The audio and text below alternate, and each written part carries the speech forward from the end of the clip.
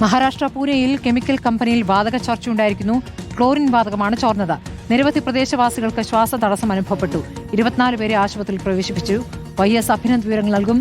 അഭിനന്ദ്, ഇപ്പോൾ വലിയ രീതിയിലുള്ള പ്രശ്നമുണ്ടാക്കിയിട്ടുണ്ടോ ഈ ക്ലോറിൻ വാതകം ചോർന്നത്? എത്ര ഭാഗത്തേക്ക് പരന്നിരിക്കുന്നു? പ്രദേശവാസികൾ ഇപ്പോൾ ആശുപത്രിയിൽ എത്തിയിരിക്കുകയാണോ?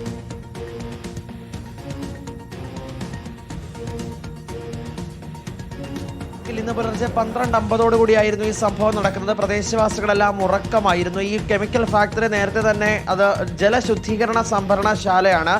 അവിടെ പ്രവർത്തനം അത് ഇല്ലാതായിട്ട് ഏതാണ്ട് 6 മാസം പൂർത്തിയാക്കുന്നു. ആ സമയത്ത് തന്നെ ചില പ്രശ്നങ്ങൾ ഈ പ്രദേശവാസികൾ അഭിമുഖീകരിച്ചിരുന്നു. അവിടുത്തെ തദ്ദേശ സ്ഥാപനങ്ങളിലും പ്രാദേശിക ഭരണകൂടങ്ങളിലും MLAയ്ക്കും അടക്കം പരാതി നൽകിയിട്ടും ഇടപെടൽ ഉണ്ടായില്ല എന്നുള്ളൊരു ആക്ഷേപം തുടരുന്നതിനിടയിലാണ് ഇന്ന് മറ്റൊരു സംഭവം കൂടി ഉണ്ടായിരിക്കുന്നത്.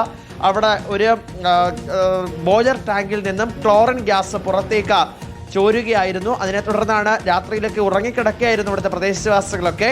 അത് ശ്വസിച്ചാണ് ഇപ്പോൾ ആൾക്കാർക്ക് പ്രശ്നമുണ്ടായിരിക്കുന്നത്. 24 പേരെയാണ് ആശുപത്രിയിൽ പ്രവേശിപ്പിച്ചത്.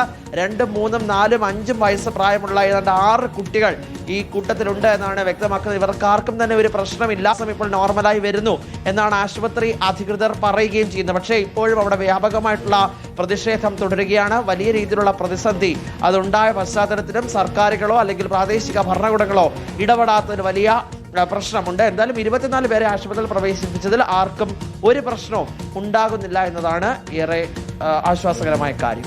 ശരി, YS അഭിനന്ദാണ് വിവരങ്ങൾ നൽകിയത്.